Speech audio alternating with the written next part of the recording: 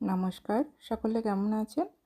আমি একটা নতুন ভিডিও নিয়ে এলাম আপনাদের সাথে শেয়ার করব বলে।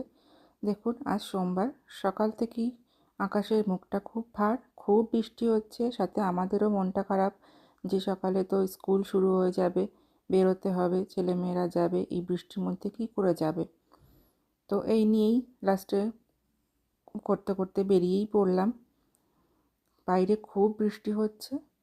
এই যে এত বৃষ্টির মধ্যেও কিন্তু স্কুল গার্ড কিন্তু গার্ড দিয়ে যাচ্ছে, ওনাদের কাজ ওনারা করেই যাচ্ছে। যাই হোক, এই মোটামুটি চলেই এলাম স্কুলের কাছাকাছি।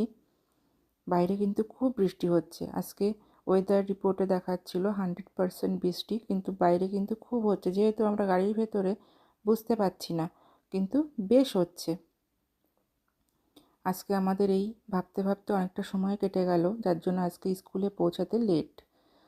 এই যে চলে এসেছি, প্রথমে মেয়েকে ড্রপ করব।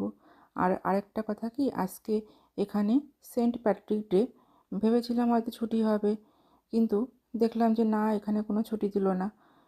এই যে চলে এলাম।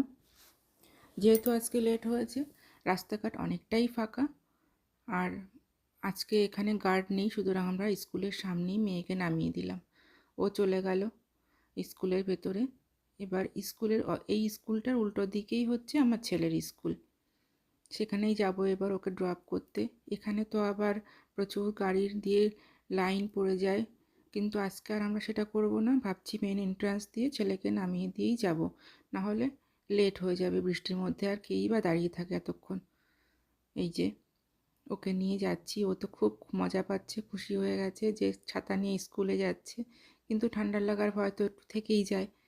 যাই হোক, ওকে নিয়ে যাই, মেন গেট দিয়ে ওকে দিয়ে আসবো। দিয়ে চলে এলাম।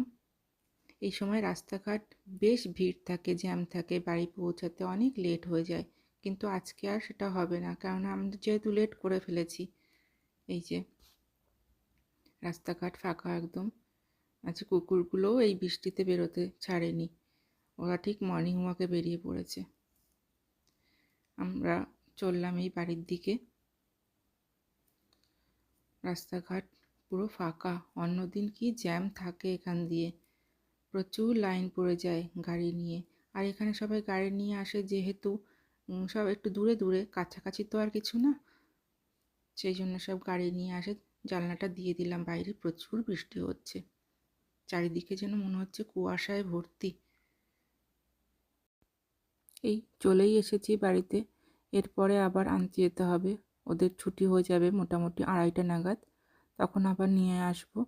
এবার যেহেতু আমরা গাড়ি নিয়ে যাই, দুজনকেই যেতে হয়, কেননা ছেলের একটা টাইমে ছুটি হয়, মেয়ের একটু আগে ছুটি হয়। যাই হোক, এরপরে যাই ওপরে। আমরা চলে এসেছি এই এলিভেটরে। এবার যাব, গিয়ে ঘরে কিছু রান্না বান্না করি, তারপরে ঘরের বিভিন্ন কাজ থাকে। আর স্কুলটা এত সকাল সকাল শুরু হয়, সকালে উঠে আর কোনো কাজ হয় না।